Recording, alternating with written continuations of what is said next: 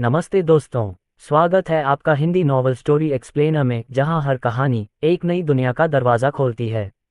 यहां आपको system, romance और मैजिक जैसी अलग अलग तरह की कहानियां मिलेंगी जो आपको एक जादुई और रोमांचक सफ़र पर ले जाएंगी।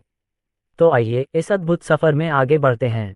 अध्याय 115। जैसे ही मस्तिष्क वास्तविकता में वापस लौटा और फिर लियू शू के बोल्ड बैंगनी चेहरे को याद किया, अर्जुन मेहरा के मुंह के कोनों पर एक आत्मसंतुष्ट मुस्कान उभर आई। उत्पाद के लाइव प्रसारण में प्रवेश करने से पहले ये कहा गया था कि यह इतना शक्तिशाली था कि इसे मुझसे पराजित किया जा सकता था। कहावत है कि किसी को नीची नज़र से मत देखो। ऐसा अनुमान है कि रितेश लोहिया बेहोश हो गए हैं, जिसने शुरुआत में अपने दबंग रूप से अर्जुन मेहरा को परेशान कर दिया था। इस आदमी को सबक सिखाओ, अभी पार्टी में जाना काम है। अर्जुन मेहरा अपनी लंबी सीधी जांघों के साथ प्रेसिडेंशियल स्वीट के बेडरूम में चले गए और क्लॉक रूम में लगे आईने के सामने खड़े होकर उसे ध्यान से देखने लगे। आज मुझे क्या पहनना चाहिए? क्लॉक रूम में कपड़ों को देखते हुए, हालांकि कम महत्वपूर्ण लग्जरी, लेकिन अतीत में अर्जुन मेहरा एक शुद्ध हारे हुए व्यक्ति हैं, इन चीज़ों को तैयार करने के लिए जहां देखभाल करना है। जब मैं संकट में था तो मेरे मन में डिंग डोंग था। डिंग, सिस्टम ने पास के मंदिर स्टाइलिस्ट माइक को खोज लिया है। क्या आप माइक स्टाइलिस्ट को कॉल करना चाहेंगे? जैसे ही सिस्टम की प्रॉम्प्ट टोन समाप्त होती है, आपके सामने क्रिस्टल स्क्रीन पर हाँ और नहीं का फॉन्ट दिखाई देता है। आप क्या करना चाहते हैं? हाँ बिल्कुल, डिंग, सिस्टम ने माइक को निमंत्रण भेजा है। कृपया एक क्षण प्रतीक्षा करें। माइक का स्टाइलिस्ट 5 मिनट में आ जाएगा। 5 मिनट? इतनी जल्दी? सिस्टम प्रतिक्रिया, अर्जुन मेहरा को अंधेरे शांत का एक विस्फोट दें। प्रेसिडेंशियल स्वीट के हॉल में वापस आते हुए, गहरे भूरे रंग के चमड़े के सोफे पर बैठे हुए अर्जुन मेहरा ने फ्रांस से आयातित एक ग्लास रेड वाइन का स्वाद लिया। कुछ ही देर में राष्ट्रपति कक्ष के दरवाजे की घंटी बजी। अंदर आ जाओ, दरवाज़ा बंद नहीं है। जिस व्यक्ति ने दरवाज़ा खोला वह नाई की दुकान में टोनी जैसा नहीं था, बल्कि उचित पोशाक पहने एक युवा व्यक्ति था। यद्यपि देखने में उनकी उम्र बहुत कम है, लेकिन इस व्यक्ति पर हर विवरण 2 शब्दों में उत्कृष्ट अभिव्यक्ति, तीक्ष्णता और विशद रूप से होगी। घड़ी देखकर लगा कि हम 5 मिनट में पहुंच जाएंगे। मुझे नहीं पता कि इतनी जल्दी स्टाइलिस्ट भेजने में उसे कितना खर्च करना पड़ा होगा, लेकिन फिलहाल अर्जुन मेहरा के लिए पैसा उनके सामने सिर्फ आंकड़ों का ढेर है, तो पैसा कितना कुछ वहन भी कर सकता है। स्टाइलिस्ट माइक के दोनों ओर 2 खूबसूरत युवा सहायक खड़े हैं, जिनमें से एक उच्च गुणवत्ता वाला कस्टम मेड सूट खींच रहा है और दूसरा मेकअप केस खींच रहा है। मिस्टर मेहरा, क्या यही डोर टू डोर सेवा है जिसका आपने आदेश दिया था? माइक की गहरी चुंबकीय आवाज ने कमरे को बहुत आरामदायक बना दिया। अर्जुन मेहरा ने मुस्कुराते हुए सिर हिलाया। अच्छा, क्या आपकी शैली के लिए कोई आवश्यकताएं हैं? नहीं, कम प्रोफाइल रखने की कोशिश करो। मुझे हाई प्रोफाइल पसंद नहीं है। जब उन्होंने ये कहा तो अर्जुन मेहरा खुद भी हंसना चाहते थे। कम महत्वपूर्ण, बस इसके बारे में बात करें। जीवन समृद्ध है, हाई प्रोफाइल कैसे नहीं हो सकता? और भी, अगर आपके पास पैसा है तो आपके पास शक्ति भी है। मुझे नहीं पता कि रितेश लोहिया किंगमेंगक्सुआन जैसे हॉल लेवल क्लब में प्रवेश करने के योग्य है या नहीं। जब वह उस बांके के दबंग चेहरे के बारे में सोचता है तो अर्जुन मेहरा परेशान हो जाता है, लेकिन लियू शू के उभरे चेहरे के बारे में सोचकर वह फिर से खड़े होने से खुद को रोक नहीं सका। इस नाजुक आदमी के सामने अपरिहार्य रूप से अर्जुन मेहरा या चुनिंदा रूप से खुश रंग का चेहरा प्राप्त हुआ। माइक की कमान में उनके बगल में असिस्टेंट एक एक करके सूट पहने अर्जुन मेहरा के सामने। उनकी नज़र में ऐसा लगता है कि हर सेट अर्जुन मेहरा के लिए ही बनाया गया है। पहले तो अर्जुन मेहरा को अपने सामने वाले स्टाइलिस्ट की ताकत पर अभी भी शक हो रहा था, लेकिन काफ़ी घुमा फिरा कर देखने के बाद जब असिस्टेंट ने शीशे को धक्का दिया तो शीशे में लोग दिखाई दिए, जिसे देखकर उनकी सांस फूल गई। इतना खराब भी नहीं, माइक को अर्जुन मेहरा ने पहचाना। वैसे तो वह मंदिर स्तर के स्टाइलिस्ट हैं, लेकिन आज अचानक आए मेहमान से उनकी पहली मुलाकात है। अध्याय 116। अभी आधे घंटे पहले ही माइक को एक फ़ोन आया।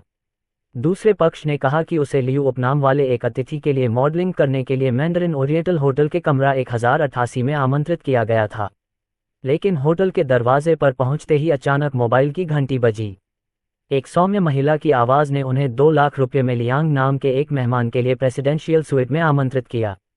माइक एक ऐसा आदमी है जो अपना वादा निभाता है। वह सहमत नहीं होना चाहता था, लेकिन दोनों पक्षों के बीच कीमत का अंतर बहुत अधिक है, जिसके कारण उसे हटना पड़ा। लियू के मेहमानों ने केवल 10,000 रुपये का भुगतान किया, जबकि लियांग के मेहमानों ने 2 लाख रुपये का भुगतान किया, जो मॉडलिंग उद्योग में एक बहुत बड़ा निमंत्रण है। मुझे डर है कि अगर यह आमंत्रण नोटिस भेजा गया तो पूरे मॉडलिंग उद्योग में सनसनी फैल जाएगी। निमंत्रण को संतुलित करने के लिए माइक ने अपने योग्य सहायक नंबर 1 को कमरा 1088 में मेहमानों के पास भेजा और वह स्वयं व्यक्तिगत रूप से प्रेसिडेंशियल स्वीट में आया। अर्जुन मेहरा की स्वीकृति मिल सकती है, माइक शर्मीली और विनम्र मुस्कान। मूल रूप से सोचा था कि उच्च कीमत मेहमानों की सेवा करना स्वाभाविक रूप से मुश्किल होगा, उसे इतना सुलभ जाने की उम्मीद नहीं थी। मिस्टर मेहरा बहुत स्पष्टवादी हैं। अगर मैं आपके लिए कड़ी मेहनत नहीं करूंगा तो आपके लिए 2 लाख रुपए की बर्बादी नहीं होगी। आपने इंग्लैंड में किंग्सले ब्रांड के हाथ से बना सूट पहना है और आपके चमड़े के जूते इतालवी ग्रैंड सेरेमनी द्वारा बनाए गए हैं। ये सभी मॉडलिंग लागत में शामिल हैं। मूल रूप से सोचा था कि प्रणाली एक आकाश उच्च कीमत से बाहर है, ये सिर्फ वर्तमान उत्तम स्टाइलिस्ट इतनी जल्दी आ जाओ। मुझे उम्मीद नहीं थी कि यह इतना सस्ता होगा। नीलम नीला सूट और चमड़े के जूते सब एकदम फिट बैठे। 2 सहायक बहनें भी चाय वितरण कर रही हैं, बहुत विचारशील सेवा कर रही हैं। इस पैसे को खर्च करना भी बहुत लागत प्रभावी है। अर्जुन मेहरा खुद को आईने में देखकर बहुत संतुष्ट थे। अगर उन्हें हर बार स्टाइलिस्ट रखना पड़ता तो शायद ये स्टाइलिस्ट उनके सामने होता। अगर आपके पास पैसे नहीं हैं तो कोई बात नहीं। सबसे महत्वपूर्ण बात यह है कि आप मेरी आवश्यकताओं को पूरा करें। हाँ, मुझे नहीं पता कि आप मेरी निजी अनन्य स्टाइलिस्ट बनने में रुचि रखते हैं या नहीं। जहां तक वेतन की बात है, आप एक कीमत खोल सकते हैं। दोनों सहायक बहनों के लिए यह पहली बार था कि वे इतने उदार अतिथि से मिलें। वे अन्य अतिथियों को मॉडलिंग देने के लिए आगे बढ़ीं, जिसके लिए न केवल बहुत अधिक पैसे की आवश्यकता थी बल्कि उन्हें कम पैसे भी मिले। प्रत्येक विजिट की लागत बहुत कम थी और इस बार माइक ने सभी को 15 सेंट दिए। पैसे प्राप्त करते समय दोनों सहायक बहनें सोच रही थीं कि इस बार कौन आकार लेने जा रहा है। अप्रत्याशित रूप से यह एक बहुत ही युवा और सुंदर आदमी था। 2 लोग अर्जुन मेहरा को प्रशंसा भरी नजरों से देखते हैं और चाहते हैं कि माइक अपना मुंह खोले और विशेष स्टाइलिस्ट का वादा करे। आखिरकार एक आदमी स्वर्ग तक जा सकता है। अगर मिस्टर मेहरा को किसी निजी स्टाइलिस्ट की जरूरत है तो मैं नहीं कर सकती, लेकिन मेरे पास अभी भी 3 सहायक हैं। अगर मैं मिस्टर मेहरा के अधीन काम करना चाहूंगी तो वे स्वाभाविक रूप से मेरे पीछे आएंगे। एक नाजुक टीम, बिना गुणवत्ता सहायता के, और अर्जुन मेहरा के पास पैसे की कोई कमी नहीं है। क्या इनकी संख्या बहुत कम है या आप कुछ और कॉन्फ़िगर कर सकते हैं? अर्जुन मेहरा के लिए यह मत कहिए कि यह 3 है, वह 30 का खर्च उठा सकता है। हालांकि अर्जुन मेहरा को जिज्ञासा है कि क्या माइक 3 असिस्टेंट की बात नहीं कर रहा है। सिर्फ 2 ही क्यों हैं? 1 मिनट रुको, तुमने 3 कहा, यहाँ तो केवल 2 ही हैं। दूसरा कहाँ है? ये वाक्य पूछते ही दरवाजे की घंटी फिर बजती है। दरवाज़ा अंदर धकेलने वाला कोई और नहीं था, यह माइक की सहायक नंबर 1 थी। वह हाँफ रही थी और दरवाजे के फ्रेम को धीरे से पकड़े हुए थी। उसका चेहरा पीला पड़ गया था। अध्याय 117। शिक्षक, उस अतिथि ने कहा कि हमने उसे लापरवाही से बुलाया है। क्या आप उसके लिए नहीं बने हैं? वह नहीं चाहता था, मैंने उसे डांटा था।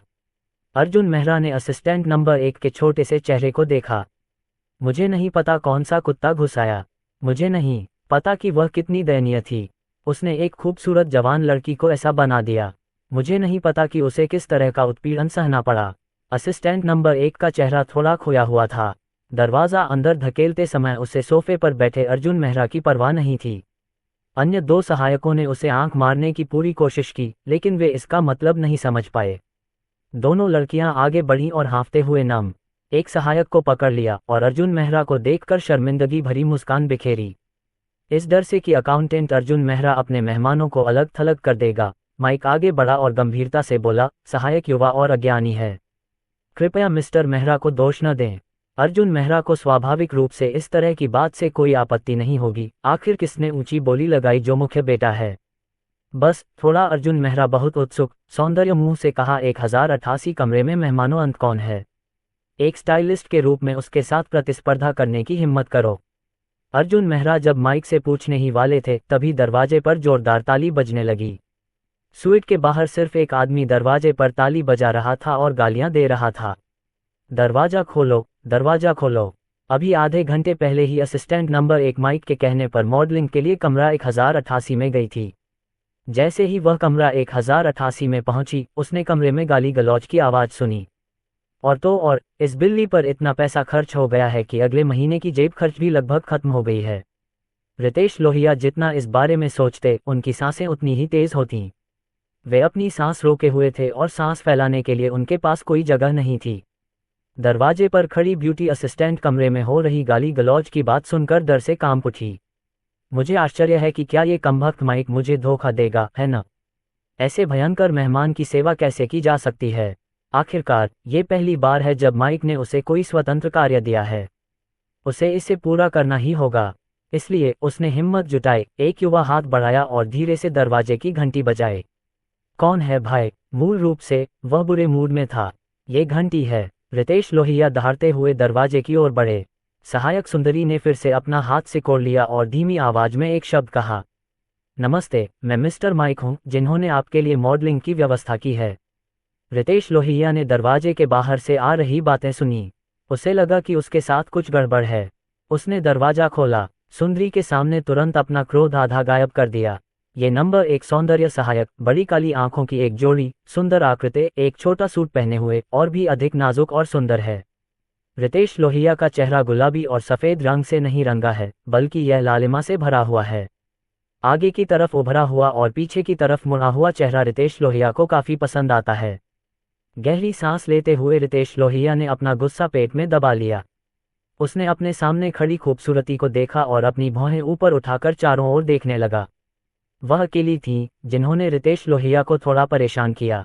उनके बोलने का इंतजार किए बिना ही सहायक नंबर एक सूट और ड्रेसिंग केस लेकर अंदर चला गया, जो उसने रितेश लोहिया के लिए तैयार किया था।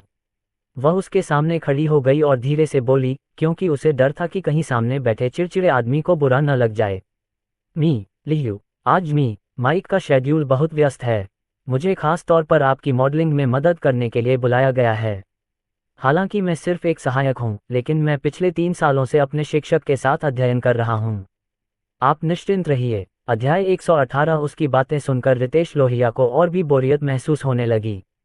हालांकि उसकी आंखों के सामने खड़ी महिला बहुत खूबसूरत है, लेकिन वह सिर्फ अपने दिमाग से कैसे बात कर सकती है? जाहिर है, उसने माइक को मॉडलिंग करने के लिए कहा था, लेकिन उसने खुद को औपचारिक बनाने के लिए एक छोटे से सहायक की व्यवस्था की। सौंदर्य के क्रोध की उपस्थिति से दबा दिया गया था और थोड़ा सा रगड़ दिया गया था।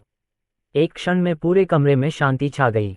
सहायक ने यह नहीं देखा कि उसके चेहरे का भाव बदल गया था। वह बस जल्द से जल्द मॉडलिंग खत्म करना चाहता था और माइक द्वारा बताए गए काम को पूरा करना चाहता था। बस आगे बढ़कर रितेश लोहिया को सूट थमा दिया। अप्रत्याशित रूप से उसने उसे थप्पड़ मारा और सूट जमीन पर गिरा दिया। रितेश लोहिया ने उनके सूट को पैरों तले रौंदा और बुरी तरह डांटा। तुम मेरे पास कुछ भी ले जाने की हिम्मत करते हो, लियू शाओ? क्या तुम्हारी कंपनी ऐसा करना बंद करना चाहती है? लियू शाओ को इतना अपमानित करने की हिम्मत? हाँ, मैंने 1 हफ्ते पहले माइक के बारे में बहुत बड़ी बात की थी। क्यों? जब मैंने पैसे लिए तो मैंने एक छोटा सा सहायक भेजकर मामले को उलझाने के लिए कहा। क्या रितेश लोहिया मूर्ख था? रितेश लोहिया के मुंह से एक दर्दनाक डांट निकली। सामने खड़ी सुंदरी डर के मारे रंग में भंग डाल रही थी। कदम दर कदम आगे बढ़ती जा रही थी, कई कदम पीछे हटने को मजबूर हो गई। गुरुजी, आप मुझे बहुत परेशान करते हैं। आप किस तरह के मेहमानों को स्वीकार करते हैं? वे बहुत खूंखार होते हैं। हालांकि दिल बेहद अनिच्छुक है, लेकिन फिर भी कार्य को पूरा करने की कोशिश करना चाहते हैं। कार्य से बाहर पहली बार परामर्श नहीं किया जा सकता है। उद्योग में परामर्श के बाद प्रतिष्ठा अच्छी नहीं है। जैसे ही रितेश लोहिया का बड़ा चेहरा करीब आ रहा था, सुंदरी उठ खड़ी हुई और खुद को सीधा किया और घबराहट से खुद को शांत करने के लिए एक गहरी सांस ली। मिस्टर लियू, यदि आप पहले नहीं बैठेंगे तो क्या प्रभाव पड़ेगा? यद्यपि वह उस रूप को पुनः स्थापित करने के लिए अपनी ओर से सर्वश्रेष्ठ प्रयास करना चाहते थे, लेकिन रितेश लोहिया उनकी बातें सुनकर खुश नहीं हुए। भावना यह है कि खुद को एक प्रयोगात्मक चूहा माना जाए। आप दूसरी बार क्यों नहीं आते? रितेश लोहिया की शांति वह नहीं है जिसका ब्यूटी असिस्टेंट को इंतजार था, बल्कि यह उसे और अधिक क्रोधित कर देती है। अप्रत्याशित रूप से छोटी सफेद शर्ट का दूसरा बटन अचानक उसके चेहरे पर उछलकर आ गिरा। उस तरह की अस्पष्ट आकृति ने तुरंत रितेश लोहिया के मस्तिष्क पर कुछ जे कीड़े डाल दिए। पूरा शरीर ऊपर की ओर उठ गया, आंखें अंधेरे शांत ठंड का एक निशान। ओह, बेन शाओ को देखना असंभव नहीं है। अन्यथा आप आज रात बेन शाओ से शुरुआत कर सकते हैं और बाकी सब कुछ कहना आसान है। टकराना। पूरे कमरे में जोरदार थप्पड़ की आवाज गूंज उठी। ब्यूटी असिस्टेंट के थप्पड़ ने रितेश लोहिया के दिमाग को झकझोर कर रख दिया।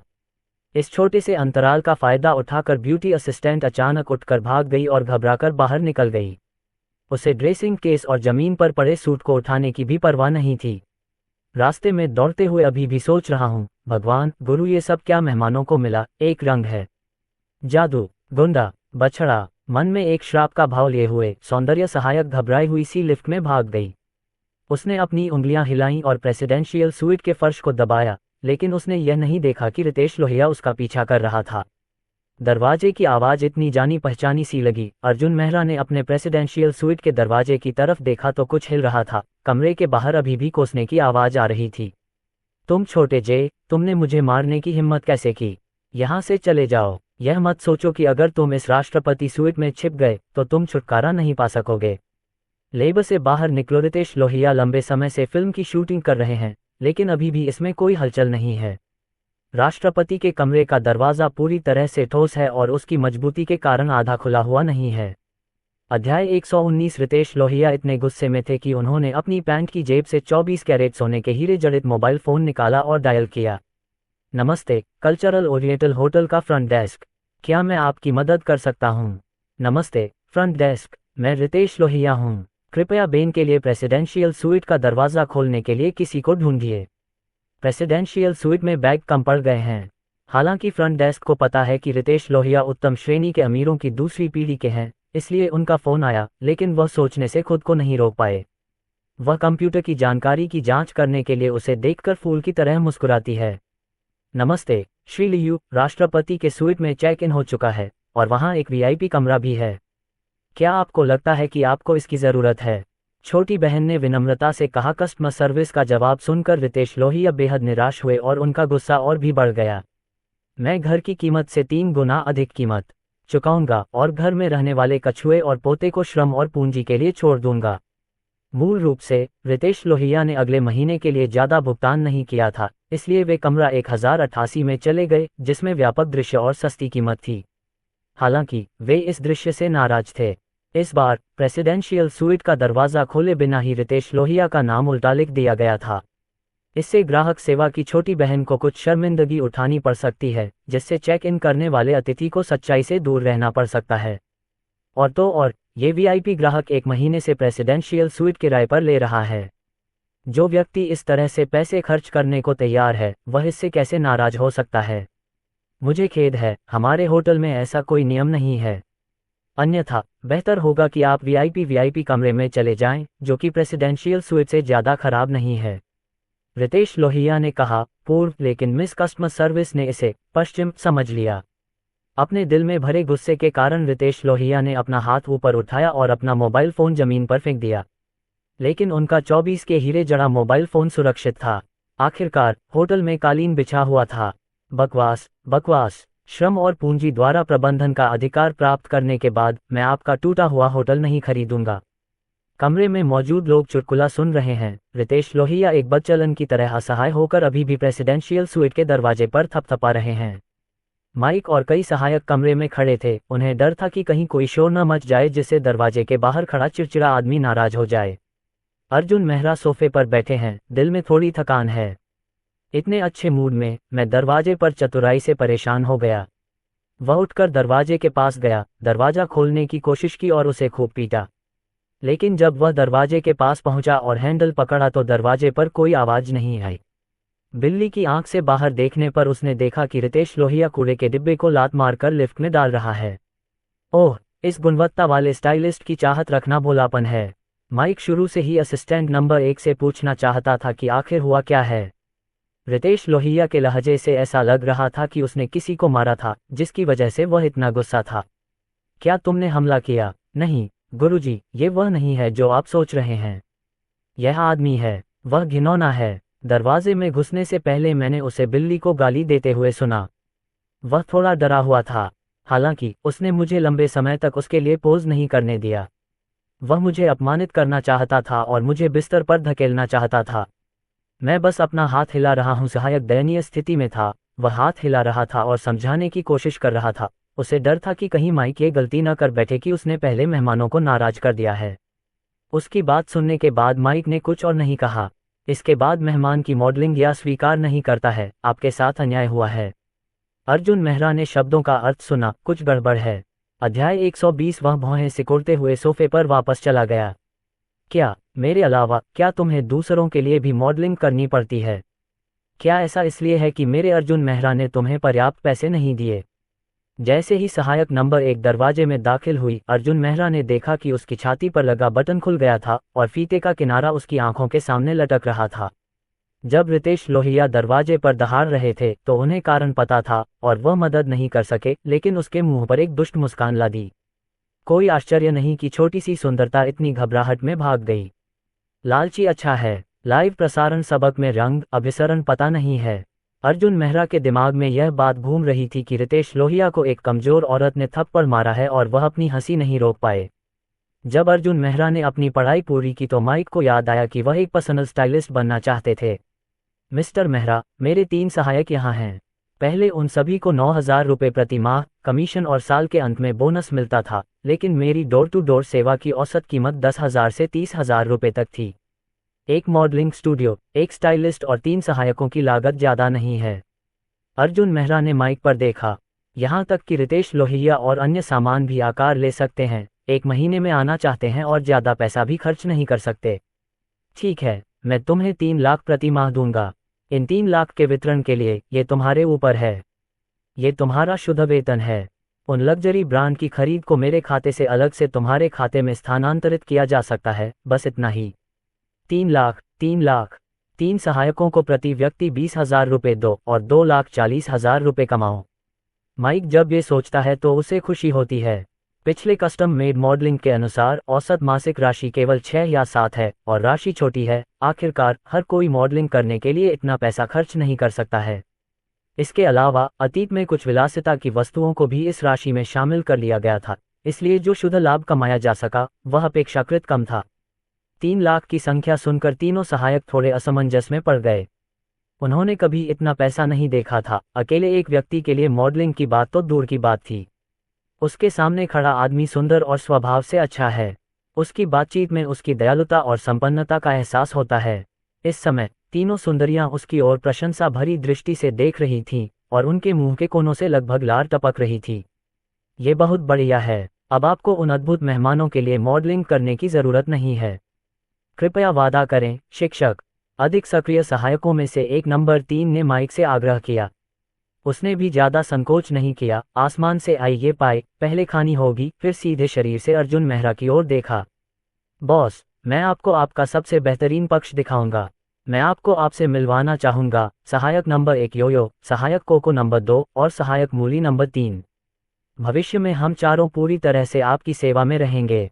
यह एक बॉस है जो अर्जुन मेहरा को एक ताकतवर बेटा कहता है। हालांकि कुछ लोग उन्हें बॉस कहते थे, लेकिन रितेश लोहिया के हाथों मिली यह उपाधि उन्हें ज्यादा प्यारी लगी। अर्जुन मेहरा ने संतोष से सिर हिलाया और अपनी घड़ी की ओर देखा। लगभग 7 बज रहे थे। अपनी आंखें बंद करें और सचेतन रूप से सिस्टम को खोलें। एक पंक्ति का डेटा दिमाग में आया। सिस्टम की मधुर ध्वनि मेरे कानों में गूंज रही थी। डिंग, क्या कोई लेनदेन स्थानांतरण है? हाँ, लेनदेन स्थानांतरण सफल हुआ। इस दृश्य में माइक और उनकी नज़रों में अर्जुन मेहरा बस अपने दिमाग को पोषण देने के लिए अपनी आंखें बंद कर रहा है, लेकिन वास्तव में अर्जुन मेहरा ने राशि का लेनदेन पूरा कर लिया है और इस सहयोग पर हस्ताक्षर कर दिए हैं। मैंने माइक का सेल फोन बजते सुना। अध्याय 121। जल्द ही बैंक से एक संदेश माइक के मोबाइल फोन पर आया। प्रिय ग्राहक, लेन देन की राशि रुपये है और कुल शेष राशि रुपये है। यदि आपके कोई प्रश्न है तो कृपया बैंक ग्राहक सेवा को 400278333483 पर कॉल करें। उस पुरुष ने ये कैसे किया? उसने पैसे वापस नहीं किए। चमत्कार। माइक आंखें बंद करके अर्जुन मेहरा को देखता है। उसके सामने कौन आदमी है? माइक इतने सालों से मॉडलिंग इंडस्ट्री में है। उसने कभी इस क्षेत्र के इतने अमीर लोगों के लिए मॉडलिंग करने के बारे में क्यों नहीं सुना? अपने मोबाइल फोन पर बैलेंस नंबर को देखते हुए जितना अधिक वह इसके बारे में सोचता उतना ही अधिक उसे लगता कि उसके सामने खड़ा आदमी एक रहस्य की तरह था। ठीक है, तुम्हारे पास सारा पैसा है। अब तुम पहले वापस जा सकते हो। जब मुझे इसकी ज़रूरत होगी तो कोई तुम्हें बता देगा। माइक अभी भी जवाब के बारे में सोच ही रहा था कि तभी अर्जुन मेहरा की बड़ी बड़ी आंखें खुल गईं। थोड़ी देर के लिए स्तब्ध, माइक मस्तिष्क छेद से बाहर खींच लिया। ये सिर्फ प्रतिक्रिया करता है। ठीक है बॉस, हम पहले निकलेंगे। अगर आपको किसी चीज़ की ज़रूरत हो तो आप मुझे किसी भी समय कॉल कर सकते हैं। माइक को जो 3 लाख मिले हैं उनसे वह कैसे नाखुश हो सकता है? अर्जुन मेहरा का शुक्रिया अदा करने के बाद वह 3 युवा लड़कियों के साथ प्रेसिडेंशियल स्वीट से बाहर निकल गया। लगभग 7 बज चुके हैं और पार्टी शुरू होने वाली है। मुझे नहीं पता कि रितेश लोहिया की हालत अब कैसी है। मुझे डर है कि अभी दरवाज़ा पीटने की जो रफ्तार थी वह पूरी तरह से खत्म हो गई है। इसके बारे में सोचना अच्छा है। नहीं, इस प्रकार की उत्साहपूर्णता निश्चित रूप से विजय प्राप्त करने के लिए है। रितेश लोहिया ने इस बार भोज में शामिल होने के लिए माइक को मॉडलिंग करने के लिए कहा होगा। क्या चिंगमेंगक्सुआन एक हॉल लेवल क्लब नहीं है? सभी को खुश करो। उसकी ठोड़ी को छूना, मुंह ऊपर करके शातिर मुस्कान, अर्जुन मेहरा के दिमाग से निकला एक चालाक आइडिया। इस बार आपको उत्तेजित नहीं करता, रुकिए। उसने अपनी पतलून की जेब से अपना शानझाई मोबाइल फ़ोन निकाला, जो उसने तब खरीदा था जब उसके पास पैसे नहीं थे। अंजलि शर्मा का वीचैट अभी भी लाइव ब्रॉडकास्ट प्लेटफॉर्म की जानकारी में बचा हुआ था। हालांकि मोबाइल फ़ोन का खोल घिस चुका है, लेकिन मैं इन दिनों व्यस्त हूं और अन्य चीज़ों के कारण मोबाइल फ़ोन खरीदना भूल गया हूं। वीचैट में अंजलि शर्मा की आईडी डालने के बाद उसने कैट वर्ड के साथ एक टिप्पणी भेजी। आखिरकार यह एक नकली मोबाइल फ़ोन है। आखिरकार इसे सालों तक इस्तेमाल करना असंवेदनशील है। फ़ोन पर टाइपिंग खत्म होने के बाद ये सिर्फ 3 सेकंड का समय होता है। मैं गरीब था और अपनी पूर्व प्रेमिका को उपहार देना चाहता था, इसलिए मैं इसे बदलना नहीं चाहता था। मोबाइल फ़ोन की गति घोंघे की तरह धीमी है। अंजलि शर्मा फिलहाल फ्रेंड रिक्वेस्ट पास कर देती हैं। अंजलि शर्मा, जिसने अर्जुन मेहरा को वीचैट आईडी दी थी, अर्जुन मेहरा द्वारा उसे जोड़ने का इंतजार कर रही थी, लेकिन वह लंबे समय तक इंतजार किए बिना रही और उसका दिल कुछ हद तक खो गया। मैं अभी खुश होने और लाइव प्रसारण के लिए तैयार ही था कि मैंने मोबाइल फ़ोन की डिंग सुनी। ये छोटा सा 1 घंटा अंजलि शर्मा को 1 सदी के समान लगता है। जब वह अपने मोबाइल फ़ोन की घंटी सुनती है तो एक पल में उसे खुशी महसूस होती है। जब उसने अपनी सहेली के अनुरोध पर बिल्ली लिखा देखा तो वह अपनी आंतरिक खुशी को छिपा नहीं सकी। बच्चों, आज का लाइव प्रसारण समाप्त हो गया है। हम कल आपसे मिलेंगे। ओह, हम आपसे प्यार करते हैं। अंजलि शर्मा अपने उत्साहित दिल और कांपते हाथों से वीडियो बंद कर देती है। वह जल्दी से उसका मोबाइल फ़ोन उठाती है और उसे 2 बार चूमती है। MUA, भाई बिल्ली, तुमने आखिरकार मुझे जोड़ ही लिया। मुझे लगा कि तुम मुझे इतनी जल्दी भूल गए हो। हालांकि यह 1 घंटा अर्जुन मेहरा के लिए कुछ भी नहीं है, लेकिन अंजलि शर्मा के लिए हर मिनट एक पीड़ा है। ऐसा आदमी 100 साल में एक दुर्लभ मुलाकात है।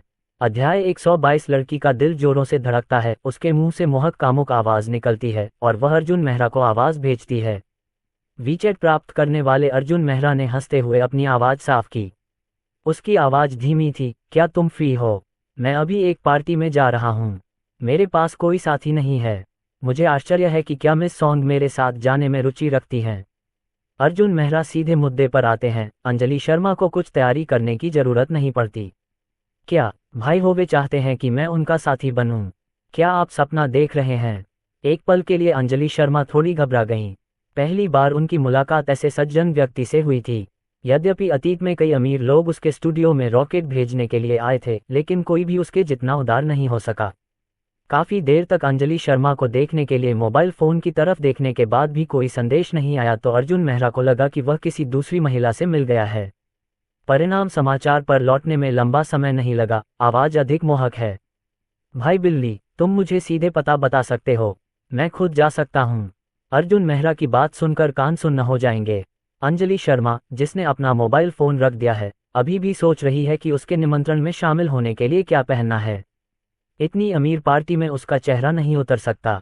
उठकर अलमारी की ओर ध्यान से देखने लगा कि कब मोबाइल फ़ोन बजता है और डिंग बजती है। मेरे मंदारिन होटल में आओ। वैसे सेक्सी कपड़े पहनना याद रखना। बेबी, फिर से जो आवाज़ गूंजती है उससे अंजलि शर्मा का पूरा व्यक्तित्व झंझना उठता है। इतने कुलीन वर्ग का व्यक्ति उसे इतनी जल्दी होटल में कैसे आमंत्रित कर सकता है? और क्या यह अभी भी वह स्थान है जहां मंदारिन ओरिएंटल होटल के कुलीन वर्ग का निवास है? दूसरे पक्ष ने भी उसे विशेष रूप से सेक्सी कपड़े पहनने के लिए कहा। क्या उस कदम तक विकसित होना इतनी जल्दी है? इसके बारे में सोचना अविश्वसनीय है। उन पागल विचारों की परवाह मत करो। अब तुम्हारे सामने इतनी बड़ी मछली है, इसे व्यर्थ मत करो। उसने जल्दी से और निर्णायक रूप से कपड़े पहने। उसने विशेष रूप से कैबिनेट में विक्टोरिया सीक्रेट अंडरवियर को बदला, जो चैनल की बैकलेस सफ़ेद पोशाक के साथ मेल खाता था, और लुई वुइटन के नवीनतम लाल चमड़े के बैग को रखा। सफ़ेद पोशाक पन्नी में उसके आंकड़ा अधिक पतला, रोमांचक बनाता है। शीशे के सामने खड़े होकर ध्यान से अपने कपड़े देखते हुए बाहर जाने के लिए आश्वस्त, अपनी प्यारी मिनी कार को होटल की ओर चलाते हुए। भोज के समय को करीब आते देख अर्जुन मेहरा सोफे पर बैठ गए और क्रिस्टल टेबल पर ब्राज़ील के सिगार को देखने लगे। प्रेसिडेंशियल स्वीट में विन्यास अभी भी उच्च श्रेणी का है और रेड वाइन सिगार मानक है, लेकिन उन्होंने कभी सिगार नहीं पी है। उसने अपनी छाती में रखी जेब निकाली, अपनी धनुष टाई को सीधा किया, शीशे में अपने बालों का स्टाइल देखा, संतुष्टि से सिर हिलाया और अपनी लंबी और सीधी टांगों से प्रेसिडेंशियल स्वीट का दरवाजा खोला। मुझे आश्चर्य है कि अंजलि शर्मा लिफ्ट में कब आएगी। डिंग, भाई बिल्ली, मैं होटल के दरवाजे पर आ गया हूँ। कृपया एक क्षण रुको, मैं 1 मिनट में ऊपर जाऊंगा। नहीं, मैं अब नीचे हूँ। होटल की लॉबी में मेरा इंतजार करो। नेटवर्क से वर्तमान तक ये पहली बार है। लिफ्ट में अर्जुन मेहरा के मुंह का कोना थोड़ा ऊपर उठ गया। मुझे नहीं पता कि यह अंजलि शर्मा उतनी ही सुंदर है जितनी लाइव प्रसारण में दिखाई दे रही है। आखिरकार अब सौंदर्य तकनीक इतनी फायदेमंद है कि सबसे बदसूरत व्यक्ति भी 360 डिग्री उल्टा हो सकता है। अध्याय 123 मैंडरिन ओरिएंटल होटल में कुल 101 मंजिलें हैं। प्रेसिडेंशियल स्वीट सबसे ऊंची मंजिल है और पूरी मंजिल में यह एकमात्र कमरा है, इसलिए लिफ्ट खास है। लिफ्ट का दरवाज़ा खुलते ही अर्जुन मेहरा के सामने एक खूबसूरत चेहरा और आकर्षक आकृति उभर आई। अंजलि शर्मा ने उसे निराश नहीं किया। शरीर शैतान की तरह गर्म है, बड़े लहराते सुनहरे घुंघराले बाल चमक रहे हैं। पोशाक की पृष्ठभूमि के खिलाफ आकृति अवतल और उत्तल है। लंबे बर्फ सफ़ेद पैर समय समय पर आपके सामने झिलमिलाते हैं। चमकदार आंखों की एक जोड़ी और भी सुंदर है। क्या आप, भाई बिल्ली? अंजलि शर्मा प्रेसिडेंशियल स्वीट की लिफ्ट से बाहर आते लोगों को देखती हैं और अचानक चौंक जाती हैं। यहाँ तक आते हुए मुझे अभी भी थोड़ी बेचैनी महसूस हो रही है। यदि वह कोई मोटा अधेड़ चाचा हो तो क्या होगा? क्या होगा अगर वह मुहासे वाला एक मनहूस आदमी हो? रास्ते में अंजलि शर्मा नर्वस मूड में थी, लेकिन पैसे की प्रवृत्ति में उन्होंने समझौता करना चुना। जो महत्वहीन दिखता है, पैसा सबसे महत्वपूर्ण है। लेकिन जब लिफ्ट का दरवाजा खुला तो अंजलि शर्मा को पता चल गया कि उन्हें खजाना मिल गया है।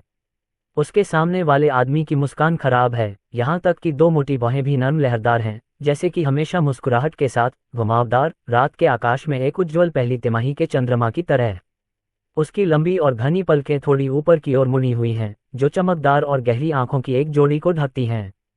उसकी शांत आंखें अप्रत्याशित हैं और एक रहस्यमय एहसास देती हैं। उसका सुंदर आसन उसके राजा के आचरण को दर्शाता है। उसका पूरा शरीर कस्टम मेड है और उस पर ब्रांड नाम है। लेकिन अगर आप ध्यान से नहीं देखेंगे तो आम लोग नहीं जान पाएंगे कि यह शाही स्तर का लग्जरी सामान है। अंजलि शर्मा की आंखें सोने से भरी हैं। उसके सामने अर्जुन मेहरा उसके लिए सोने का चावल का कटोरा है। इस बार वह और इंतजार नहीं करेगी। कुआं, उसका सवाल सुनकर अर्जुन मेहरा ने सरलता से उत्तर दिया। उन्होंने अपने सज्जन की कलाई को आगे बढ़ाकर उसे आमंत्रित किया। चुंबकीय आवाज इतनी गहरी थी कि लोग उसे रोक नहीं पाए। उन्होंने अंजलि शर्मा के कान के पर्दे में एक सरल शब्द डाला। इस समय अंजलि शर्मा के दिल में खुशी भर गई और चेहरे पर खुशी भरी मुस्कान आ गई। पर वह नहीं जानती थी कि अर्जुन मेहरा के दिल में औरतें बस पैसे की तरह थीं। अपनी पहचान के अलावा बाकी सब लालची और घमंडी थीं। लेकिन अगर आपको पता भी है कि वे व्यर्थ हैं तो क्या बात है, उसके पास बहुत पैसा है। अर्जुन मेहरा के निमंत्रण को स्वीकार करते हुए अंजलि शर्मा ने अपनी सफ़ेद कलाई को आगे बढ़ाया और अर्जुन मेहरा के गले में अपनी बांह डाल दी। वह उसके साथ किंगमैंगक्सुआन चली गई। किंगमैंगक्सुआन एक उच्च अंत वाले लोग हॉल स्तर के क्लब में प्रवेश कर सकते हैं।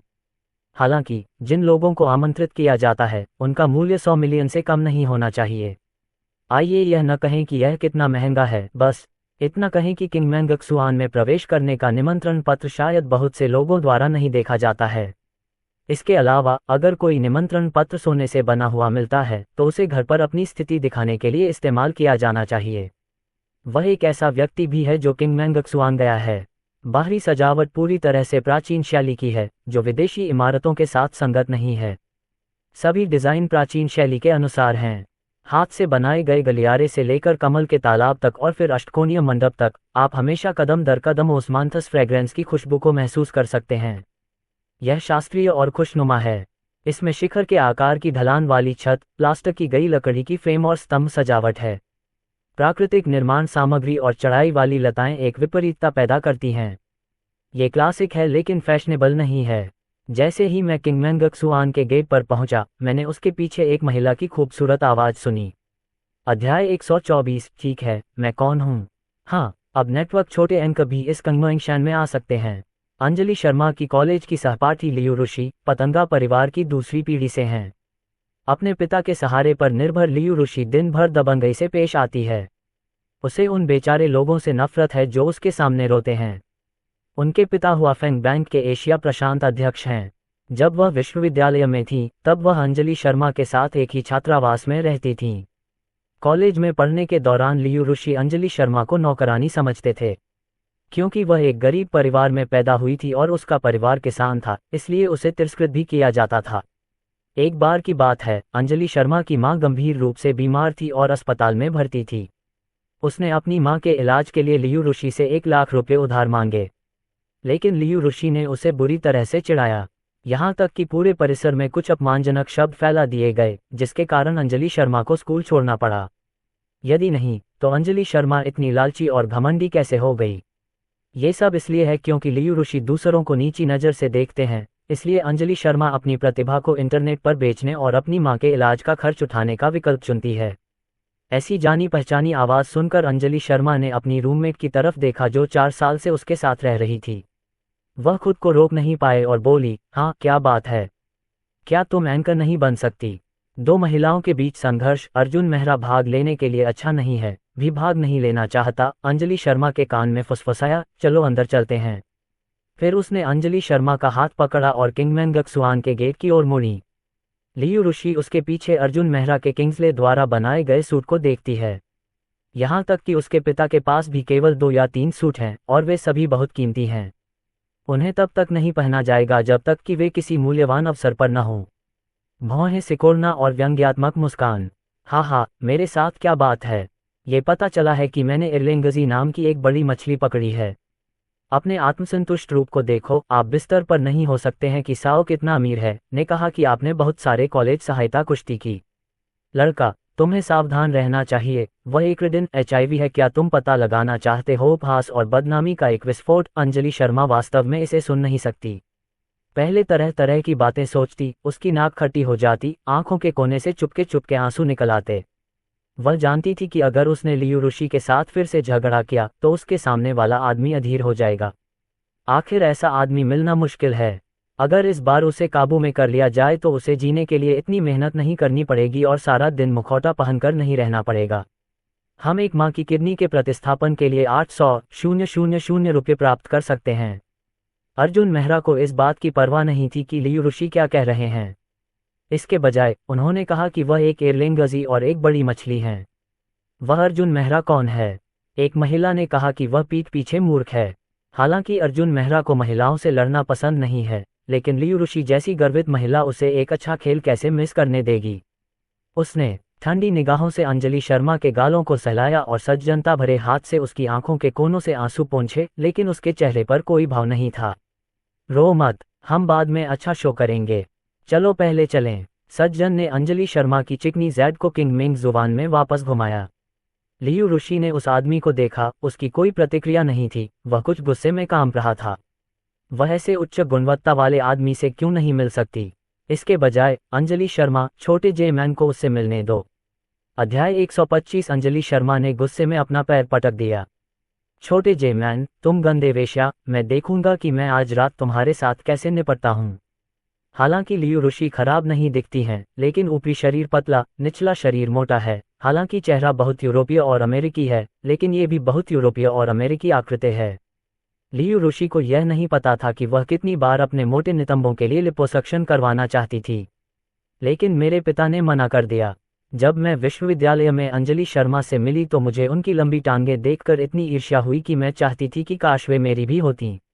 लेकिन अब चिकित्सा तकनीक दूसरे लोगों के पैरों को अपने शरीर पर लगाने के लिए विकसित नहीं हुई है, इसलिए अंजलि शर्मा की अत्यधिक प्रशंसा ईर्ष्या में बदल जाती है। स्नातक होने के बाद भी दिल अभी भी अंजलि शर्मा के लिए ईर्ष्या से भरा है। अब बहुत सारे सोने के साथ एक सुंदर और आकर्षक आदमी उसके सामने आता है और उसके बगल में खड़ी महिला वास्तव में वह है जिससे लियू ऋषि को और अधिक गुस्सा आता है। वह कैसे अच्छे दिखने वाले और धनी पुरुषों से मिल सकती है जबकि वह एक किसान परिवार से आती है और उसे जो मिलता है वह है टेढ़े मेढ़े खरबूजे और टूटे हुए खजूर। मुझे अपने पिता द्वारा उन डंडियों के साथ ब्लाइंड डेट पर जाने के लिए मजबूर होना पड़ता है जो मजबूर होने का दिखावा करते हैं। भले ही मैं मजबूर होने का दिखावा करता हूँ, फिर भी मुझे मजा आता है। जो भी उसके साथ डेट पर आता है वह हुआफेंग बैंक एशिया प्रशांत क्षेत्र के अध्यक्ष की बेटी है। इनमें से कोई भी ईमानदार नहीं है। जितना अधिक वह इसके बारे में सोचती, उतना ही अधिक क्रोधित होती, उतनी ही अधिक ईर्ष्या महसूस करती। ओह मेरे प्यारे, तुम अभी भी यहाँ क्यों खड़े हो? क्या तुम्हें पहले जाने की अनुमति नहीं है? लियू ऋषि बस अपनी सांस रोके हुए थी। लियू नानफेंग बाहर से आए और अपनी बेटी को एक ही जगह पर खड़ी देखकर उदास आवाज में उसे आग्रह करने के लिए आगे बढ़ी। लंबे समय से कहा जाता है कि मुंबई शहर में लियांग उपनाम वाले एक सज्जन व्यक्ति हैं, इसलिए वह अपनी प्यारी बेटी को अपने साथ ले गए। मुझे उम्मीद है कि इस अवसर के माध्यम से दो लोग एक दूसरे को जान पाएंगे और भविष्य में आगे की योजना बना पाएंगे। पिताजी, मुझे कोई परवाह नहीं है। मुझे आज समुद्र का हृदय स्थल लेना है और मैं दर्शकों का ध्यान अपनी ओर आकर्षित करना चाहता हूँ। लियू ऋषि के मुंह से यह सोचकर कोकवेट निकल गया कि इस बार अंजलि शर्मा अच्छी दिख रही होंगी। अच्छा अच्छा, पापा आज तुम्हारे लिए इसे ले जाएंगे। ओह मेरी प्यारी बेटी, चलो जल्दी से अंदर चलते हैं। हम 7 बजे के बाद फिर से अंदर नहीं जा सकते। लियू नान की नज़र में उसकी बेटी जीवनदायिनी है, उसके लिए वह कितना भी पैसा खर्च करने को तैयार हो। वह बस चरम सीमा तक लाड़ प्यार करती है, सिर्फ सागर मन कुछ नहीं है। जब तक लियू ऋषि को ये पसंद है वह ये सब खरीद लेंगे। किंगमेंगक्सुआन में चलते हुए विशाल भोज हॉल नाशपाती के फूल की लकड़ी से नक्काशीदार मेज और कुर्सियों से घिरा हुआ है और उत्तम और रंगीन मेजपोशों से ढका हुआ है। सभी प्रकार के चांदी के टेबल वे बड़े करीने से टेबल टॉप पर रखे गए हैं। टेबल को सजाने के लिए लाल रेशमी पर्दे का उपयोग किया जाता है। प्रत्येक टेबल अलग अलग, धुंधली और सुरुचिपूर्ण है। मैदान पर मौजूद लोगों ने अर्जुन मेहरा को एक खूबसूरत महिला के साथ देखा और वे आश्चर्यचकित रह गए। क्या सुनहरी लड़कियों की जोड़ी है? यह आदमी कौन है? आपने इसे इंडस्ट्री में क्यों नहीं देखा? पूरे किंग मेंग जुबान की अलग अलग राय है। अर्जुन मेहरा विनम्रता से सभी को देखकर मुस्कुराता है। क्या यही अमीरों की जिंदगी है? ऐसा लगता है कि यह बिल्कुल ऐसा ही है। महेश वर्मा ने एक नज़र में उसकी आकृति नहीं देखी और दौड़कर उससे मिलने चले गए। ओह भाई लियांग, आप आ रहे हैं। आइए, कृपया बैठ जाए। महेश वर्मा, आपका स्वागत है। दो लोग एक दूसरे को नमस्ते कहते हैं, लेकिन अर्जुन मेहरा फिर भी बहुत सज्जनता से अंजलि शर्मा के लिए स्टूल खोलते हैं और उसे पहले बैठने के लिए कहते हैं। ऐसी सूक्ष्म हरकतों से अंजलि शर्मा को बहुत गर्मी महसूस होती है। काश वह मेरा बॉयफ्रेंड होता। अमीर, विनम्र और सज्जन, वे उन बाकी लोगों से बिल्कुल अलग हैं। अध्याय 126। अंजलि शर्मा विनम्रता से मुस्कुराती हैं और अर्जुन मेहरा के दाहिनी ओर शर्माते हुए बैठ जाती हैं। और महेश वर्मा भी उनके बाईं ओर बैठे थे और उनके बगल में ली आनंद थे, जो पानयान थे और उनमें गति थी। ये देखकर कि चौकोर सज्जन इतने विनम्र नहीं दिखते, ली एनरॉन भी अनिच्छा से मुस्कुराहट दिखा सकते थे। बस एक मेज के शीर्ष पर एक बहुत ही विशिष्ट शास्त्रीय सुलेख देखने के लिए बैठ गया। अर्जुन मेहरा उत्सुकता से एक नज़र खोला। पता चला कि आज की पार्टी एक चैरिटी नीलामी है। पोस्ट के अगले पृष्ठ पर समुद्र के हृदय ने अर्जुन मेहरा का ध्यान आकर्षित किया। क्या ये टाइटैनिक में सागर का हृदय नहीं है? आश्चर्यचकित महेश वर्मा ने उसकी ओर न देखते हुए ध्यानपूर्वक समझाया। भाई लियांग, मुझे डर है कि मुझे नहीं पता कि आज एक चैरिटी नीलामी है। ठीक है, लेकिन सागर का हृदय बहुत समय तक गहरे समुद्र में दफन नहीं रहता। हम अभी भी सागर का हृदय कैसे पा सकते हैं? अर्जुन मेहरा को स्वाभाविक रूप से आभूषण उद्योग की बाजार स्थिति की समझ नहीं है, लेकिन महेश वर्मा अलग हैं। उनका आभूषण का व्यवसाय है और वे इन चीज़ों को अच्छी तरह से जानते हैं। पिछली बार मैंने अर्जुन मेहरा का एहसान माना था, मैं अपना आभार प्रकट करने के लिए उनके लिए एक दुर्लभ खजाना कैसे ला सकता हूँ? भाई लियांग, आप इसके बारे में कुछ नहीं जानते। सागर का हृदय समुद्र के तल पर नहीं है, लेकिन सामग्री और शुद्धता गहरे समुद्र की तुलना में कहीं बेहतर है। अर्जुन मेहरा हमेशा से यही सोचते आए हैं कि समुद्र का दिल फिल्म में बस एक दिखावा है। महेश वर्मा भी के स्पष्टीकरण के बाद उन्हें ये बात पता चलने की उम्मीद नहीं थी। ठीक है, चलो आज रात इंतजार करते हैं और देखते हैं। अर्जुन मेहरा को चिंता है कि अब और पैसे के लिए लड़ने की जगह नहीं है। फिलहाल यह मौका अच्छा है। वह न केवल दान पुण्य कर सकता है, बल्कि बच्चे को भी अपनी जेब में रख सकता है। इसके अलावा यदि आप घर खरीदते हैं तो आपको अपने खजाने को इकट्ठा करने के लिए एक विशाल खजाना घर का निर्माण करना चाहिए। इस तरह की बात सोचना सचमुच रोमांचक है। अमीर लोग अच्छा महसूस करते हैं। 7 बजते ही चिंगमेंगक्सुआन का दरवाज़ा बंद हो जाता है, लेकिन जो लोग भोज में शामिल नहीं हो पाते, चाहे वे कितने भी अमीर क्यों न हो, चिंगमेंगक्सुआन में प्रवेश नहीं कर सकते। उन्हें बस 1 और महीने तक इंतजार करना होगा। अर्जुन मेहरा की आंखों में अचानक वह जानी पहचानी शक्ल उभर आई। रितेश लोहिया, जो ठीक से कपड़े नहीं पहने थे, को देखते हुए वह अकेले चेहरे के साथ विपरीत स्थिति में बैठे थे और हंसे बिना नहीं रह सके। आज प्रेसिडेंशियल स्वीट में अपने दृश्य के बारे में सोचते हुए अर्जुन मेहरा का दिल न केवल उदास है, बल्कि बहुत ठंडा भी है। जैसे ही पतित रितेश लोहिया ने संतरे के जूस का गिलास अचानक अपने गले में डाला, उस पल की नज़र ऊपर उठाई, एक जाना पहचाना चेहरा उनकी आंखों के सामने अंकित हो गया।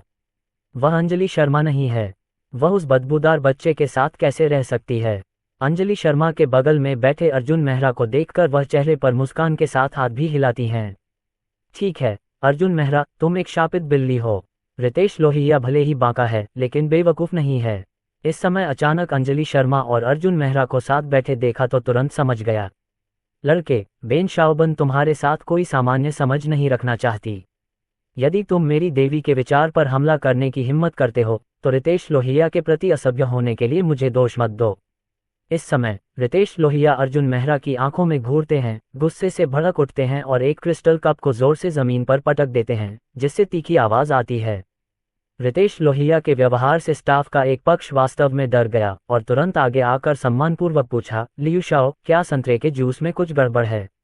यहाँ से चले जाओ। रितेश लोहिया की आंखें सामने वाले व्यक्ति पर चमक उठी। उनका मुंह फटा हुआ था और उनके अंदर का गुस्सा और भी हिंसक होता जा रहा था। उसके गुस्से से कर्मचारी डर गए।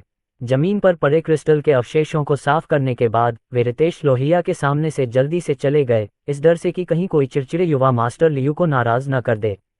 उसके चेहरे पर गुस्से का भाव देखकर अर्जुन मेहरा का दिल खुश हो गया। मैं नहीं जानता कि यदि मूर्तिकार को अभी मारा गया है तो उसे मारा नहीं जाएगा। अपने सामने क्रिस्टल कप पकड़े और रितेश लोहिया की दिशा में मुंह किए अर्जुन मेहरा के मुंह पर एक बहुत ही दिलचस्प मुस्कान दिखती है। अध्याय 127। जिस ओर उसने अपना गिलास उठाया, अंजलि शर्मा ने अपना सिर घुमाकर उस ओर देखा। पुतलियां बड़ी हो रही हैं। लियू शाओ, क्या वह यहाँ है? एक क्षण के लिए मुझे शर्मिंदगी महसूस हुई। अंजलि शर्मा को इस बात की परवाह नहीं थी कि रितेश लोहिया उनकी तरफ देख रहे हैं, लेकिन वह अर्जुन मेहरा के पास बैठी रहीं। इस बार पार्टी में ज्यादा लोग नहीं आए, लेकिन वे सभी यहाँ थे। हर किसी के पास टेबल पर अपने अपने क्रिस्टल कार्ड थे, जो उनकी अपनी पहचान के हिसाब से व्यवस्थित थे। यदि दुनिया घमंडी न हो, ये तो बस एक मजाक है। कुलीन स्थिति वाले लोगों को प्राकृतिक स्थान का भी लाभ मिलता है। अर्जुन मेहरा जैसे उभरते सितारे के पास भले ही पैसा है, लेकिन उनकी प्रतिष्ठा उतनी नहीं है जितनी लंबे समय से बाजार में रहने वालों की है। इसलिए स्वाभाविक रूप से वह कुछ सीटें ले लेते हैं। हर मेज का भोजन एक जैसा है, सबसे अच्छा ऑस्ट्रेलियाई लॉबस्टर साशिमी, गहरे समुद्र के आर्कटिक शंख जैसे क्लैम। लेकिन अर्जुन मेहरा को खाने में कोई दिलचस्पी नहीं थी। जैसा कि हम सभी जानते हैं, किंग मेंगक्सुआन हमेशा से ही सुरुचिपूर्ण रहा है। भले ही वह दुनिया का सबसे अमीर आदमी हो, लेकिन जब समय आता है तो वह इसमें शामिल नहीं हो सकता। अर्जुन मेहरा को अपने सामने छोटी भूमिका में कोई दिलचस्पी नहीं है। वह जिस चीज में दिलचस्पी रखता है वह है होटल का मालिक। क्या किसी होटल का चरित्र इस हद तक ऊंचा हो सकता है? इस होटल का मालिक निश्चित रूप से कोई साधारण व्यक्ति नहीं है। मैं आज एक दूसरे को जानना चाहता हूँ। पिछली बार मुझे 1000 अनुभव अंक तब मिले थे जब मैंने एक बच्चे को मानव तस्कर से बचाया था। मुझे आश्चर्य है कि क्या इस बार दान पुण्य होगा। अर्जुन मेहरा जब मन ही मन इस बारे में सोच रहे थे, तभी स्टेज पर एक एमसी आया। पहली नज़र में उसे ये सब कुछ पता लगा, जैसे उसने इसे कहीं देखा हो। इस चैरिटी डिनर में आपका स्वागत है। मैं मेजबान हूँ, Chen Jiao. Chen Jiao Guangyue TV station के सबसे प्रसिद्ध होस्ट चेन जियाओ ने शीर्ष 10 गोल्डन स्टैच्यू पुरस्कार जीते। किंग मेंगक्सुआन ने चेन जियाओ को मेजबान बनने के लिए आमंत्रित किया। जब वह हारे हुए थे तो अर्जुन मेहरा अक्सर बस में अपना पोस्टर देखते थे, जिसमें एक आभूषण का विज्ञापन होता था जिसे जो रोबिंग भी खरीदना चाहते थे। लेकिन उस समय अर्जुन मेहरा के पास पैसे नहीं थे और वह इसे खरीद नहीं सकते थे। जो रूबिंग चेन जियो के दीवाने हैं। ये भी कहा जा सकता है कि जब वह अर्जुन मेहरा के साथ सो रहे थे तो उन्होंने अपने मुंह से चेन जियो का नाम पुकारा, जिससे अर्जुन मेहरा नाराज हो गए। इस बार आप चेन जियो को मेजबान बनने के लिए कितना आमंत्रित करना चाहेंगे? हर कोई जानता है कि चेन जियो का प्रवेश शुल्क हमेशा अधिक रहा है, अक्सर 5 मिलियन की छूट मिलती है। चेन जियाओ के चेहरे पर रोशनी चमकती है, जिससे वह बहुत सुंदर दिखता है। उसकी आंखें धुंधली हैं। उसकी कुछ महिला साथी प्रशंसकों से चीखना शुरू कर देती हैं। आज मैं इस चैरिटी नीलामी का मेजबान बनकर गौरवान्वित महसूस कर रहा हूँ। आप सभी उद्योग जगत के अग्रणी और व्यापारिक समुदाय के विशिष्ट व्यक्ति हैं। ये charity dinner Mandarin oriental hotel के अध्यक्ष द्वारा प्रायोजित है। मुझे उम्मीद है कि आप आज रात चैरिटी के लिए अपना सर्वश्रेष्ठ प्रदर्शन कर पाएंगे। सफलतापूर्वक नीलाम की गई राशि का 30% चैरिटी के लिए इस्तेमाल किया जाएगा। यहाँ आपके लिए नीलामी है। चेन जियाओ ने मंच पर खड़े होकर अपना भाषण समाप्त किया। जल्द ही 12 महिला मॉडल दिखाई दी जो चौंगसम पहने हुए थीं और गुजेंग की आवाज़ के साथ धीरे धीरे मंच पर चल रही थीं। समुद्र के हृदय के अतिरिक्त इस नीलामी में मिस्र के फिरौन का राजदंड वान गॉग की तारों भरी रात भी शामिल है। ये चीज़ें पूरी दुनिया में लोकप्रिय हैं। हालांकि अर्जुन मेहरा इन चीज़ों का अध्ययन करने में बहुत अच्छे नहीं हैं, लेकिन आखिरकार ये सभी प्रसिद्ध चीज़ें हैं और वे इनके बारे में कुछ न कुछ जानते हैं। उदाहरण के लिए इस तारों वाले आकाश को ही ले लीजिए। ये जोड़ी असली कैसे हो सकती है? ये तो बिल्कुल नकली है। क्या वान गॉग की चांदनी रात पहले से ही न्यूयॉर्क के मेट्रोपॉलिटन म्यूजियम में नहीं है? क्या यह नकली नहीं है? अर्जुन मेहरा के सवाल का सामना करते हुए महेश वर्मा को समझ नहीं आता कि इसका जवाब कैसे दें। जब उनसे आभूषण के बारे में पूछा गया तो उन्होंने कहा कि लेकिन मैं इस पेंटिंग के बारे में ज़्यादा नहीं जानता। अध्याय 128 भाई लियांग को बहुत जानकारी है। पहले देखते हैं कि यह प्रामाणिक है या नहीं। 12 संग्रहों को जनता के सामने प्रदर्शित किया गया। इस पर अलग अलग राय थी, लेकिन अर्जुन मेहरा ने सवालिया रुख अपनाया। इससे कोई फर्क नहीं पड़ता कि वह नकली है या नहीं। सबसे महत्वपूर्ण बात यह है कि अपना सम्मान न खोएं। जब मैं सोच रहा हूं, आपके सामने का सिस्टम अचानक चालू हो जाता है। डिंग, होस्ट का खोज कमांड स्वचालित पहचान फंक्शन को सक्रिय करता है। क्या आप इस फंक्शन को सक्षम करना चाहते हैं? हाँ, डिंग, स्वचालित पहचान फंक्शन सक्षम कर दिया गया है। सिस्टम को चित्रित किया जा रहा है, कृपया एक क्षण प्रतीक्षा करें। डिंग, चित्रण समाप्त हो गया है। 10 किलोमीटर के दायरे में सभी खजानों को एक एक करके चित्रित किया गया है। सिस्टम की सस्पेंशन छवि को देखने से पता चलता है कि अर्जुन मेहरा की आंखों के सामने मंच पर 12 खजानों में से 8 प्रामाणिक हैं, जिनमें वान गॉग की तारों भरी रात और समुद्र का दिल शामिल हैं। अर्जुन मेहरा को और भी अधिक आश्चर्य इस बात से होता है कि उनके सामने समुद्र का जो हृदय है वह महेश वर्मा ने नहीं बताया था। ये समुद्र का असली दिल है। हालांकि यह लंबे समय से समुद्र में दबा हुआ है, लेकिन इसे पहले एक पनडुब्बी अन्वेषण दल ने खोजा था और कई उतार चढ़ाव के बाद यह इस नीलामी में आया। अगला, कृपया हमें हमारा नंबर 1 संग्रह दिखाएं, जो कि मंदारिन ओरिएंटल होटल के अध्यक्ष द्वारा प्रायोजित तांग बोहो का प्रामाणिक कार्य है। नीलामी की कीमत 5 मिलियन है और हर बार कीमत 3 मिलियन बढ़ जाती है। आप बोली लगाना शुरू कर सकते हैं। अर्जुन मेहरा को मंच पर तांग बोहो के प्रामाणिक कामों में ज़्यादा दिलचस्पी नहीं है, इसलिए मैंने स्क्रॉल को शूट करने की योजना नहीं बनाई। कई दौर की लड़ाई के बाद उनमें से कुछ को खुद की तस्वीरें लेते हुए भी देखा जा सकता है। नीलामी के 2 घंटे बाद भी अर्जुन मेहरा ने कोई प्रस्ताव नहीं दिया। उन्हें सिर्फ समुद्र का दिल और वान गॉग की पेंटिंग चाहिए थी। भविष्य में एक लग्जरी घर खरीदना और इसे सजावट के रूप में घर में रखना अच्छा है। इसके बारे में सोचना रोमांचक है। लेकिन दूसरी तरफ बैठे रितेश लोहिया को ऐसा नहीं लगा। उन्होंने अर्जुन मेहरा की निष्क्रियता को देखा। दिल हंसता है, पहले से ही पैसे नहीं होने चाहिए। देखो, आज मैं तुम्हें अच्छा सबक नहीं सिखाता, मालिक बिल्ली। ऐसा लगता है जैसे तुम एक बीमार बिल्ली हो। अगला, हमारे पास अंतिम 3 आइटम हैं। जैसा कि आप सभी जानते हैं, टाइटैनिक के डूबने के बाद समुद्र का दिल कभी दिखाई नहीं दिया। वान गॉग की स्टार नाइट भी एक क्लासिक है और राजा का राजदंड स्थिति और गौरव का प्रतीक है। अब आइए हम अपनी आदर्श महिलाओं को आमंत्रित करें कि वे हमें एक एक करके दिखाएं। फिलहाल अर्जुन मेहरा इन तीनों को पाने के लिए कृतसंकल्प हैं, लेकिन उसे यह नहीं पता था कि एक जोड़ी आंखें उसे घूर रही थीं। लियू ऋषि अंजलि शर्मा की पीठ को देखती है और उसका दिमाग ईर्ष्या से भर जाता है। पिताजी, किसी भी हालत में समुद्र के दिल की तस्वीर खींची जानी चाहिए, नहीं तो मैं विदेश चला जाऊंगा और फिर कभी वापस नहीं आऊंगा।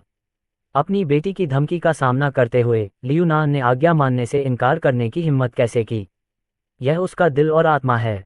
अगर वह विदेश गया तो क्या उसे देश के इस आधे हिस्से की रक्षा करने के लिए अकेले नहीं छोड़ा जाएगा? अच्छा, जब तक ये वही है जो बच्ची चाहती है, पिताजी इसे आपके लिए खरीद लेंगे। क्या आप पहले शांत हो सकते हैं? अंजलि शर्मा, इसे ईर्ष्या से देखो। तुम मुझसे लड़ना चाहते हो, लियू ऋषि। ये तुम्हारी इच्छाधारी सोच है। अब राजा का राजदंड आमंत्रित करें। यह 128 असली हीरे से जड़ा हुआ है और सोने से बना है। ऊपरी सिरे पर चूर्णित हीरे की शुद्ध मात्रा 88 कैरेट है, जिसकी कीमत 10 मिलियन रुपये से शुरू होती है।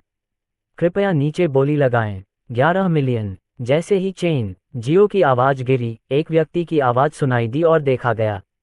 ये रितेश लोहिया की सीट थी, जहां उनके अमीर पिता बैठते थे, और वह विजयी भाव से अर्जुन मेहरा की ओर देख रहा है। उसका मन ये निश्चय कर चुका है कि अर्जुन मेहरा के हाथ में पैसे नहीं हैं। अध्याय 129 अन्यथा अर्जुन मेहरा की अपस्टार्ट मानसिकता के अनुसार शुरुआत में लॉटरी न जीतना अजीब बात है। लोगों ने सुना और देखा, सभी जानते हैं कि लियू परिवार हमेशा से हाई प्रोफाइल रहा है, यहाँ तक कि रितेश लोहिया के पिता भी कम महत्वपूर्ण लोग नहीं हैं।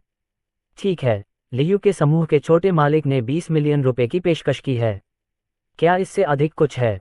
मैं तुम्हें 15 मिलियन दूंगा। जैसे ही रितेश लोहिया ने अर्जुन मेहरा को आत्मसंतुष्ट नजरों से देखा, उनके पीछे से एक आवाज गूंजी। जिस व्यक्ति ने ये कीमत बताई वह कोई और नहीं बल्कि हुआफेंग एशिया प्रशांत क्षेत्र के अध्यक्ष लियू जियांगडोंग थे। शॉपिंग मॉल के विशेषज्ञों के लिए राजा का राजदंड उसकी अपनी पहचान और हैसियत का प्रतीक है। अगर कोई इस खजाने को ले सकता है तो वह पूरे शॉपिंग मॉल में अपनी पहचान दिखा सकेगा। लियू जियांगडोंग के सामने रितेश लोहिया के पिता निश्चित रूप से बौना बनने को तैयार नहीं हैं। पिता के सामने बैठे रितेश लोहिया भी 20 लाख दूंगा की दहाड़ सुनकर दंग रह गए। राजा का राजदंड बेशकीमती है, लेकिन इसकी $20 मिलियन की बोली लगाना स्पष्ट रूप से बहुत अधिक है। उसने भौहें सिकोड़ते हुए अपने पिता के कान में फुसफुसाते हुए कहा, पिताजी, क्या आप धीरे चल सकते हैं? पीछे 2 अच्छी चीजें हैं और अब कीमत इतनी अधिक है कि हमें बाद वाली का क्या करना चाहिए। दरअसल रितेश लोहिया समुद्र के दिल की तस्वीर खींचकर अर्जुन मेहरा के सामने दिखाना चाहते थे और अपनी प्रेमिका अंजलि शर्मा को भेंट करना चाहते थे। उसके पिता की भौहें तन गईं और उनकी आंखें ठंडी और गुस्से से भरी थीं। तुम्हें क्या पता, राजा का राजदंड पहचान का प्रतीक है। चुप रहो। पिता की फटकार के सामने रितेश लोहिया ने एक वाक्य भी बोलने की हिम्मत नहीं की। वह एक पतंगा था। वह बूढ़ों को कुतरकर अपना गुजारा करता था और उसका अपना पैसा अभी भी उसके पिता पर निर्भर था। लेकिन रितेश लोहिया के पिता की आवाज़ हमेशा ऊंची होती थी। जब वे दहाड़ते थे तो मैदान पर मौजूद हर कोई उन्हें सुन सकता था। हालांकि उनके व्यापारिक संपर्क थे, फिर भी वे अपना मुंह ढककर 2 बार हंसते थे। अर्जुन मेहरा ने भी सुना। लंबे समय तक काम करने के बाद राजा के राजदंड का अभी भी ऐसा नैतिक अर्थ है। मैंने सोचा कि हीरा बड़ा था और कारीगरी बेहतर थी। इसमें कोई आश्चर्य नहीं कि दोनों दिग्गज एक दूसरे के लिए लड़ रहे हैं। 20 करोड़ की कीमत सुनकर कई लोग सिर हिला देते हैं। हालांकि यह पहचान का प्रतीक है, लेकिन ये सच है कि वास्तविक मूल्य 20 करोड़ से भी कम है। लेकिन लियू जियांगडोंग कहाँ है जो हार मान लेगा? मैं तुम्हें 25 मिलियन दूंगा। मूल रूप से सोचा था कि 20 मिलियन अचानक समाप्त हो गए होंगे। लियू जियांगडोंग को फिर से बोली लगाने की उम्मीद नहीं थी। जनता में बहुत चर्चा हुई। रितेश लोहिया के पिता की हैसियत बहुत अच्छी नहीं है, फिर भी वे मात्र 20 मिलियन रुपए लेकर बाहर जा सकते हैं। लेकिन नीलामी में पीछे की ओर मुंह करके बैठे हैं। यदि आप पुनः बोली लगाएंगे तो मुझे डर है कि हम बाद में प्रतिस्पर्धा नहीं कर पाएंगे। केवल ध्वनि का वातावरण ही सुन सकते हैं, कुर्सी पर वापस बैठने से संतुष्ट नहीं हैं।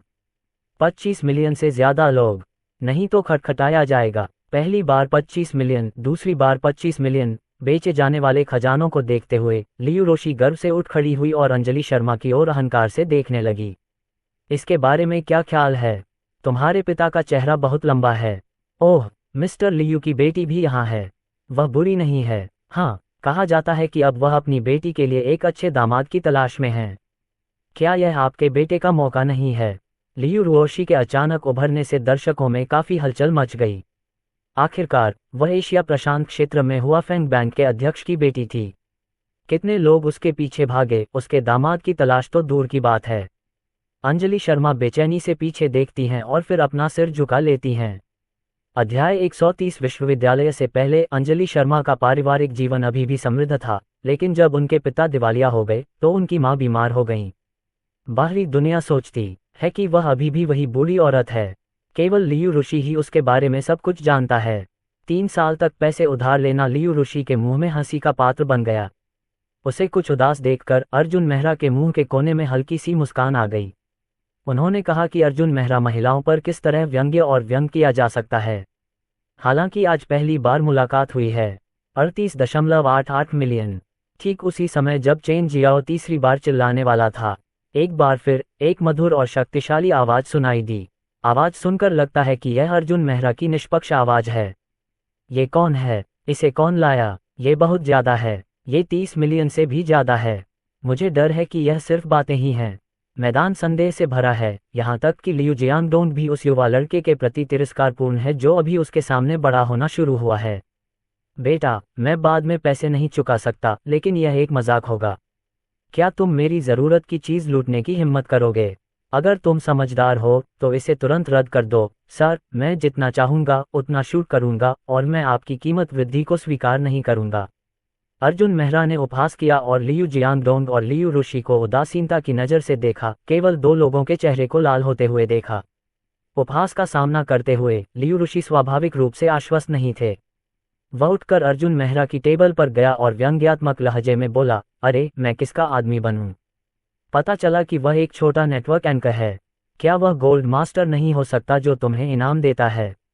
क्या ऑनलाइन लाइव प्रसारण से आपको दसियों हजार डॉलर का इनाम मिलेगा इस नीलामी में दिखावा करने के लिए? क्या आपके पास कोई पैसा है? लियू ऋषि का व्यंग्य सभी उपस्थित लोगों ने सुना। रितेश लोहिया ने अपने सामने खड़े लियू ऋषि की ओर देखा। शत्रु का शत्रु मित्र होता है। वह उठ खड़ा हुआ और एक उपलेख लिखने लगा, इस लड़के मूर्ख बनने का नाटक करना ठीक है। यदि तुम मुझसे इतना पैसा वसूलना चाहते हो तो तुम दिवालिया हो जाओगे, है न?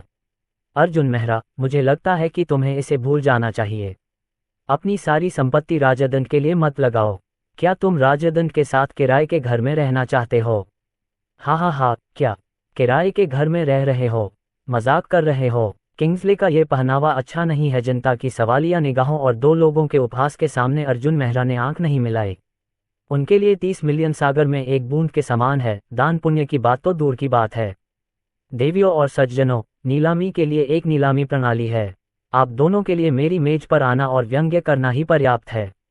दूसरी पीढ़ी के दो अमीर लोगों की बातें मत सुनो। उठो और अर्जुन मेहरा को दो शब्द बोलने में मदद करो। खैर महेश वर्मा, हमें कुछ कहना है। उत्साहित मत होइए, वे जो कहते हैं वही कहते हैं और हम अपनी तस्वीरें लेते हैं। कृपया मास्टर चेन से कहना जारी रखें। अर्जुन मेहरा की बेरुखी दो लोगों के सामने खड़े होने की जगह नहीं है। लेकिन नीलामी का अंतिम निर्णय कहाँ हो सकता है? ठीक है, कृपया पहले अपनी स्थिति पर वापस जाएं। अब कीमत 38.88 मिलियन रुपये है। क्या आप कीमत बढ़ाना चाहते हैं? पहली बार 38.88 मिलियन, दूसरी बार 38.88 मिलियन, तीसरी बार 38.88 मिलियन। एक लकड़ी का हथौड़ा लगाया गया। सौदा, राजा का राजदंड पाने के लिए श्री मेहरा को बधाई। कृपया मौके पर ही पैसे जमा कर ले। रितेश लोहिया और लियू ऋषि अपनी खुली आंखों से उसे बेवकूफ बनाते हुए देख रहे थे। आश्चर्य की बात यह है कि जिस समय कर्मचारी अर्जुन मेहरा की डेस्क पर पहुंचे, सभी के चेहरे पर आश्चर्य था। अर्जुन मेहरा ने अपने हाथों से एक सर्वोच्च काला कार्ड निकाला, ग्लोबल अनलिमिटेड ब्रश।